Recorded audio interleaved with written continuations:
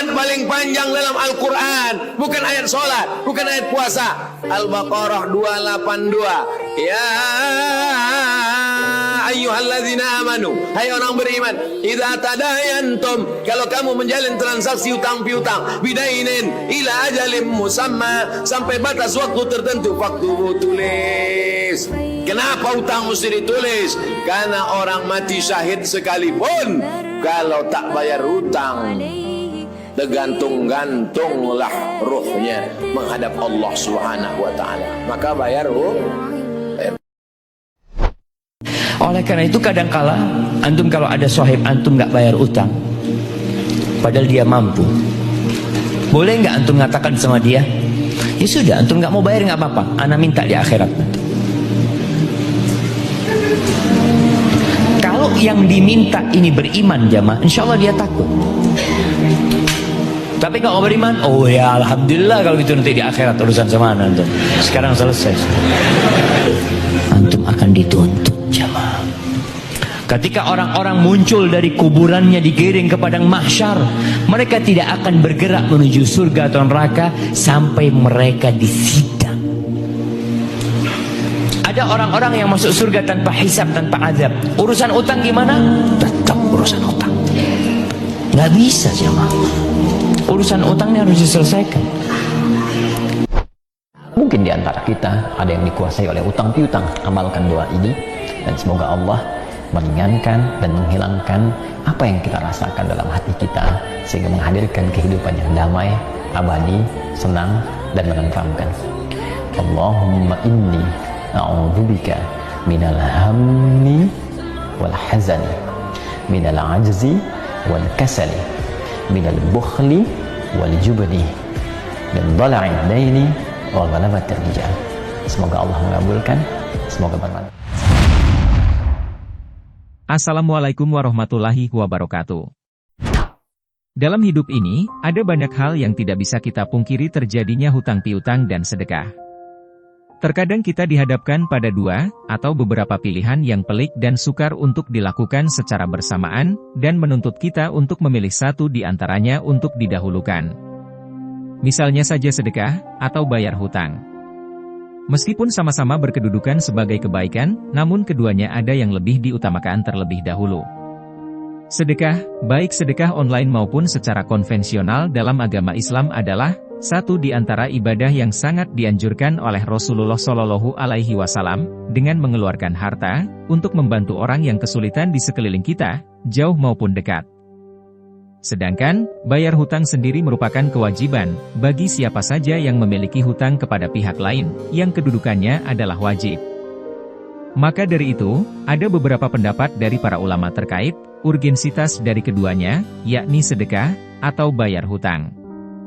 Di antara ulama yang berpendapat adalah Imam Bukhari, Syekh Badruddin Al-Aini, Syekh Khotib Asy-Syirbini, Imam Al-Ajra'i, dan lain sebagainya. 1. Menurut Imam Al-Bukhari, sedekah yang paling baik adalah melakukan sedekah dalam kondisi tercukupi, mulailah dari orang yang wajib kamu nafkahi. Hadis riwayat Bukhari. Berkaitan dengan hadis ini, Imam Bukhari menjelaskan secara khusus tentang mana yang lebih diutamakan antara sedekah atau bayar hutang pada orang lain. Bab menjelaskan tidak dianjurkannya sedekah kecuali dalam kondisi tercukupi. Barang siapa yang bersedekah, sedangkan dia dalam keadaan membutuhkan atau keluarganya membutuhkan, atau ia memiliki tanggungan hutang, maka hutang lebih berhak untuk dibayar daripada dia bersedekah, memerdekakan budak dan hibah. Dan sedekah ini tertolak baginya. Imam Bukhari, Syahih Al-Bukhari, Juz 2, halaman 112.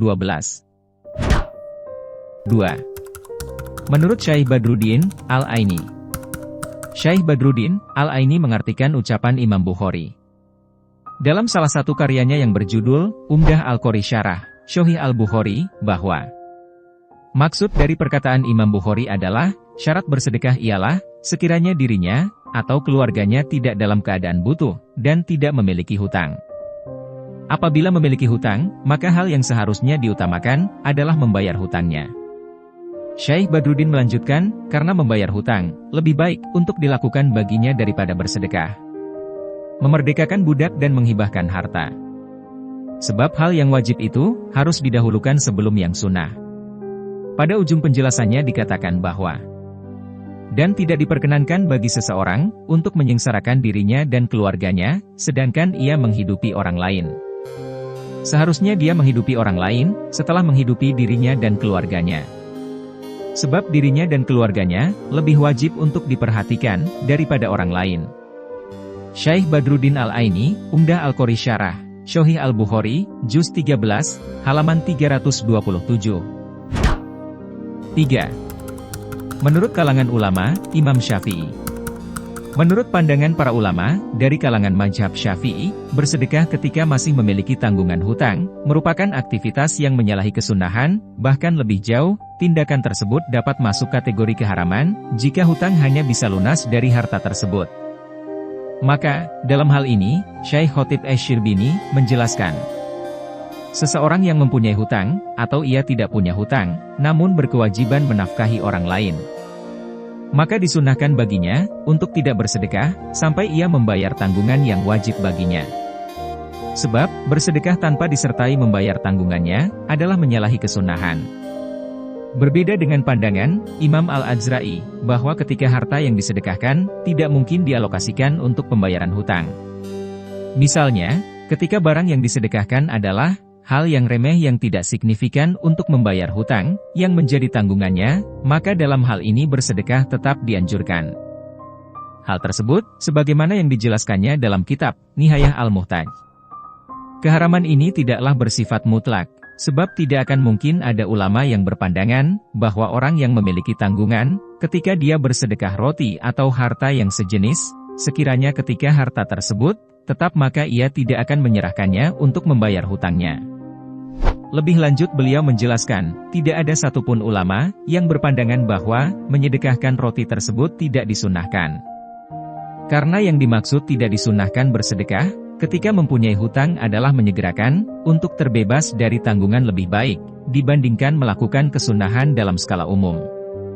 Syekh Syamsuddin Ar-Ramli, Nihayah Al-Muhtaj, Juz 6, halaman 174. Lihatlah mana yang lebih penting dilakukan. Namun lebih baik jika kita melunasi hutang terlebih dahulu, daripada bersedekah. Karena membayar hutang itu wajib hukumnya. Hal ini selaras dengan sebuah hadis. Siapa saja yang berhutang, lalu berniat tidak mau melunasinya, maka ia akan bertemu dengan Allah, dalam status sebagai pencuri. Hadis riwayat Ibnu Majah.